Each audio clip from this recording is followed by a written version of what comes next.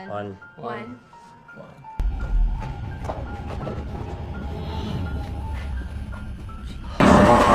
Save your servant! Save me, oh God! Run my cause! तो इस movie की starting में हम एक लेडी को देखते हैं जो कि काफ़ी ज़्यादा घबराई हुई लग रही थी और उसी के साथ ही वो अपने डर की वजह से खुद को गोली मार लेती है और ये सीन यहीं पर ख़त्म होता है। तो अब हम इस इंसिडेंट के गुजरे हुए काफ़ी साल के बाद का सीन देखते हैं जहाँ पर फादर कॉन्वे पैट्रिक के साथ कुछ बातें कर रहे थे और यहाँ पर फादर पैट्रिक से किसी असाइलम को दोबारा से बनवाने का बोल रहे होते हैं और फिर उन्हीं की बातों से हमें पता चलता है कि दरअसल उस लेडी ने एक असाइलम में सुसाइड कर लिया था जो अब एक अबेंडेंट जगह बन चुकी थी और फादर कन्वे अब उसी असाइलम को रिबिल्ड करना चाहते थे। नेक्स्ट सीन में हम पैट्रिक को उसके एक फ्रेंड नॉल्स के साथ देखते हैं जो कि उसी अबेंडेंट असाइलम में पार्टी करने का बोलता है और उसके लिए पैट्रिक भी राजी हो जाता है। अब हम रात का सीन देखते हैं जहाँ पर पैट्रिक और उसके सभी फ्रेंड्स उसी बिल्डिंग में एंजॉय करने आते हैं और यहाँ पर मैं आपको इन सभी लोगों के नाम बता देना चाहता हूँ। पहला है रोरी जो कि पैट्रिक का भाई है, ब्रैड, एम्बर, ड्रू, ब्रायन और रायन भी इनमें शामिल था। फिर हम सभी फ्रेंड्स को आपस में बात करते हुए देखते हैं जहाँ पर वो एक फेक रिचुअल परफॉर्म करने का डिसाइड करते हैं। तो इसके लिए वो रोरी को एक जगह पर लिटाकर एग्जॉर्सिज्म परफॉर्म करने लगते हैं, लेकिन देखते ही देखते उनका फेक रिचुअल असल में रियल हो जाता है और इसी के साथ ही रोरी वहीं पर हवा में उड़ने लग जाता है। यहाँ पर अभी अभी क्या हुआ सभी फ्रेंड्स को इसके बारे में कुछ भी नहीं समझ आता है। अब हम पैट्रिक और रायंस को आपस में बातें करते हुए देखते हैं जो कि एक दूसरे के करीब आ रहे थे। यहाँ पर पैट्रिक को अपने भाई रोरी की चिंता हो रही थी जिसके बाद में वो उसके रूम में उसे चेक करने के लिए जाता है जहाँ पर रोरी आउट ऑफ कंट्रोल होकर पैट्रिक पर ही अटैक कर देता है, लेकिन जैसे तैसे करके पैट्रिक उसे संभालता है और पास ही में रखे हुए एक बेड से उसे बांध देता है। फिर हम रोरी को देखते हैं जिसकी आंखें बिल्कुल सफ़ेद हो चुकी थी और उसे देखकर ऐसा लग रहा था मानो किसी बहुत बुरी स्पिरिट ने उसे पजेस कर रखा हो और उसे देखते हुए पैट्रिक फादर कन्वे को कॉल करके वहाँ पर आने का बोलता है और वहाँ पर आने के लिए फादर कन्वे भी राजी हो जाते हैं। अब इन इंसिडेंट के बाद पैट्रिक और रायन नीचे आकर अपना फ्रेंड को रोरी की कंडीशन के बारे में बताते हैं जिसे उस बिल्डिंग का केयर टेकर भी सुन लेता है और वो उन्हें पुलिस को कॉल करने के लिए बोलता है। वे सभी आपस में बातें कर ही रहे होते हैं और तभी उन्हें रोरी के रूम से डेमोनिक आवाज़ें सुनाई देती है।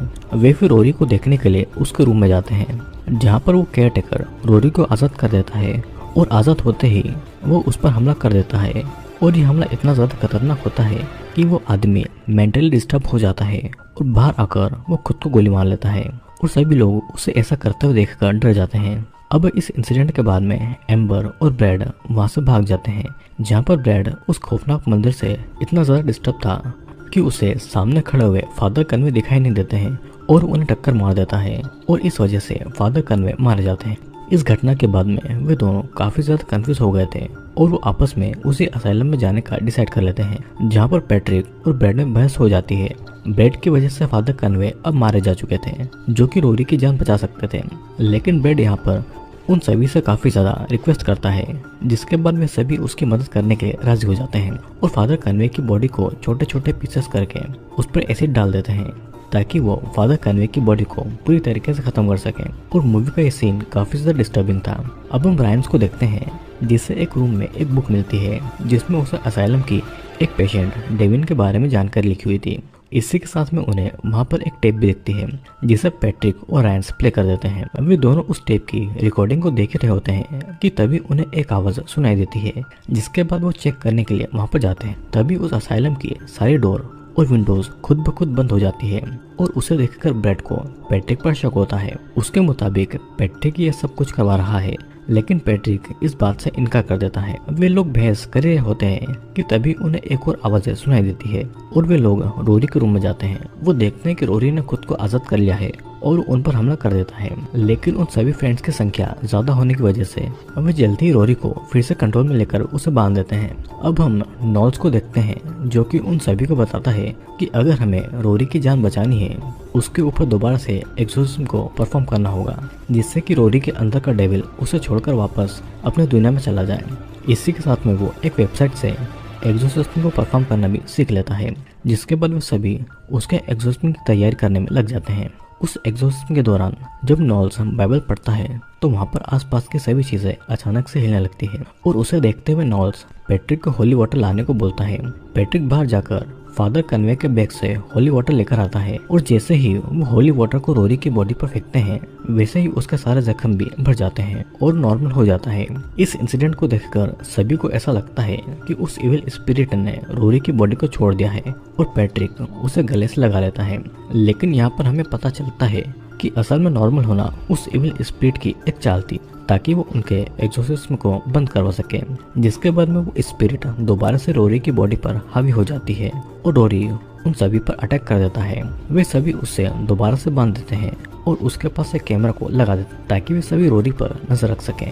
यहाँ पर नॉवल से बताता है कि उसने सबसे पावरफुल एग्जॉर्सिज्म को उसके ऊपर परफॉर्म किया था, लेकिन फिर भी उस इविल स्पिरिट ने रोरी की बॉडी को नहीं छोड़ा, जिसका मतलब यह था कि वो डेमन भी बहुत ही ज्यादा पावरफुल है। फिर वे सभी नीचे बेसमेंट में जाते हैं जहाँ पर उन्हें एक दीवार पर ये लिखा हुआ दिखाई देता है टॉक टू मी, और उसे देखकर वे सभी थोड़ा कंफ्यूज हो जाते हैं। अब ड्रू इन सभी से बहुत परेशान हो जाता है और वो आगे बढ़कर बोलता है कि तुम कोई भी हो, मुझे तुमसे डर नहीं लगता है।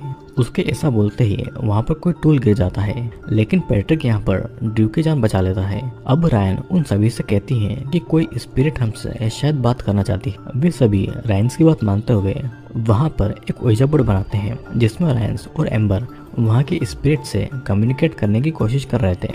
फिर इसके बाद रायन्स स्पिरिट से पूछती है कि तुम्हारा नाम क्या है, जिसमें वो स्पिरिट ये रिप्लाई देती है कि उसका नाम डेविन है। रायन दोबारा ये पूछती है कि तुम्हारे साथ में यहाँ पर कुछ बुरा हुआ था, जिसमें डेविन ये कहता है यस, और इसी के साथ में वो उनसे हेल्प मांगता है कि मैं बहुत सालों से एक बॉक्स में कैद हूँ और मुझे आज़ाद कर दो।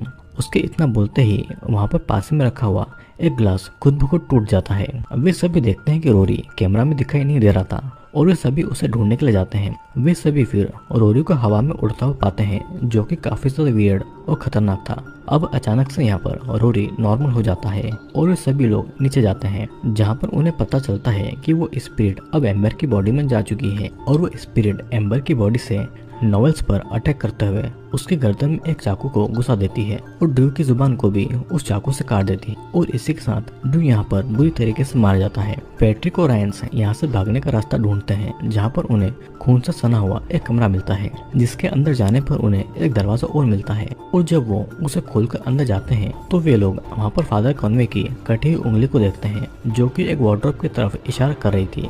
इसके बाद पैट्रिक उस वार्डरोब को खोलने की कोशिश करता है कि तभी एम्बर वहाँ आ जाती है और उसे देखकर वे दोनों छुप जाते हैं। और एम्बर के जाने के बाद में वो एक अलमीरा से बाहर आते हैं। फिर वे उस वार्डरोब को खोलकर उसके भी अंदर चले जाते हैं, जहाँ पर उन्हें डेविन का बेड मिलता है और उन्हें एक क्रॉस के सिंबल के नीचे दबे हुए लेटर और फोटो मिलता है।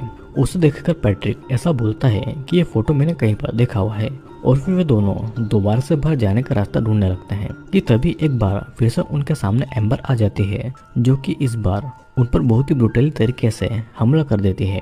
वो पैट्रिक पर हावी हो जाती है और पीछे से रायन उस पर हमला कर देती है और वो उसे मारने भी लगती है, जिसके बाद में पैट्रिक एम्बर की आंखों में एक टूथब्रश को घुसा देता है, जिससे होता यह है कि एम्बर की आंखें चली जाती है और मौका पाकर पैट्रिक एम्बर पर एक ऑक्सीजन सिलेंडर से तब तक हमला करता है जब तक कि उसकी जान नहीं चली जाती है। फिर वे अब दोबारा से इस जगह से बाहर जाने का रास्ता ढूंढते हैं और उनके सामने इस बार नॉवेल्स आ जाता है, क्योंकि एम्बर के मरने के बाद में वो स्पिरिट नॉवेल को अपना मीडियम बना लेती, जिससे कि नॉवेल्स अब आउट ऑफ कंट्रोल होकर पैट्रिक और रायन पर हमला कर देता है। लेकिन वो दोनों मिलकर नॉवेल्स को यहाँ पर बुरी तरीके से मार डालते हैं। फिर इन सब के बाद में हम ब्रेड को देखते हैं, जिसके सामने अचानक से फादर कन्वे आ जाते हैं और उन्हें देखकर वो डर जाता है और अपने बचाव में पेड़ की एक लकड़ी का टुकड़ा उसके पेट में घुस जाता है, जिससे कारण ब्रेड भी वहीं पर मारा जाता है। अब हम रायन्स और पैट्रिक को देखते हैं, जिन्हें एक बॉक्स से कुछ आवाज सुनाई देती है। उस बॉक्स को खोलने पर उन्हें वहाँ पर रोरी मिलता है। उसे देखकर पैट्रिक उससे पूछता है कि वो यहाँ पर कैसे आया, जिसके जवाब में रोरी उसे बताता है कि उसके साथ में ऐसा फादर कन्वे ने किया। फादर कन्वे के बारे में ये बातें सुनकर वे सभी डर जाते हैं, क्योंकि फादर कन्वे की बॉडी को तो वे सभी बहुत पहले खत्म कर चुके थे, तो वापस कैसे आ सकते हैं। फिर वे अब सभी बाहर जाने का रास्ता ढूंढते हैं, जहाँ पर उन्हें एक इलेक्ट्रिक बोर्ड मिलता है। उसे देखकर उन्हें ऐसा लगता है कि इसके थ्रू वे इस असाइलम के डोर को खोल सकते हैं। पैट्रिक जब वहां पर लगे हुए एक लीवर को खींचता है तो उससे एक विंडो खुल जाती है। उसी के थ्रू रायंस वहां से भागने की ट्राई करती है, लेकिन फादर उसे पकड़ लेते हैं और उसके पैरों में एक नुकीला हथियार घुसा देते हैं, जिससे कि रायंस को बहुत ही ज्यादा तकलीफ होती है। वहीं दूसरी तरफ पैट्रिक रोरी को उसी विंडो से बाहर निकालकर उसे भगा देता है और फादर कन्वे अब रायंस के पीछे पड़ जाते हैं और वे रायंस के पेट में एक रॉड को घुसाकर उसे भी मौत के घाट उतार देते हैं। इस इंसिडेंट को देखकर पैट्रिक को गुस्सा आ जाता है और फादर कन्वे पर केरोसिन डालकर उसे जिंदा ही जला देता है। फिर वो रायन के तड़पने के दौरान उसके हाथ से गिरे हुए ब्रेसलेट को पकड़कर रोने लगता है, लेकिन अचानक से रायंस फिर से जिंदा हो जाती है। पर रायंस अब एक नॉर्मल लड़की नहीं थी, बल्कि वो एक इविल एंटिटी बन चुकी थी। फिर वो पैट्रिक पर अटैक कर देती है, लेकिन रोरी यहाँ पर वापस आ जाता है और वो रायंस को पकड़ लेता है और रोरी और पैट्रिक दोनों मिलकर रायंस के हाथों को काटकर उसे एक बॉक्स में बंद कर देते हैं और फादर कन्वे की बॉडी में लगी हुई आग पूरे असाइलम में फैल जाती है, जो कि बाहर से पैट्रिक और रोरी देख रहे होते हैं। और इसी के साथ में ये मूवी यहाँ पर एंड हो जाती है। तो दोस्तों, अब मैं आपको इस मूवी के बारे में समझाता हूँ कि दरअसल इस मूवी में क्या हुआ है।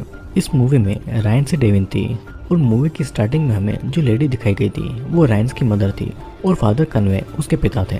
लेकिन फादर कन्वे ने उसकी मदर को कभी भी एक्सेप्ट किया ही नहीं, जिस कारण परेशान होकर रायंस की मदर ने मूवी की स्टार्टिंग में ही सुसाइड कर लिया था और तभी से रायंस फादर कन्वे से बदला लेना चाहती थी, जिस कारण उसने काले जादू का सहारा लिया। और फादर कन्वे वास्तव में ब्रेड की कार के सामने कभी आए नहीं थे, वो सब कुछ एक इल्यूजन था जो कि फादर कन्वे ने खुद क्रिएट किया था। लेकिन मूवी के एंड में रायंस के साथ साथ फादर कन्वे का भी एंड हो जाता है।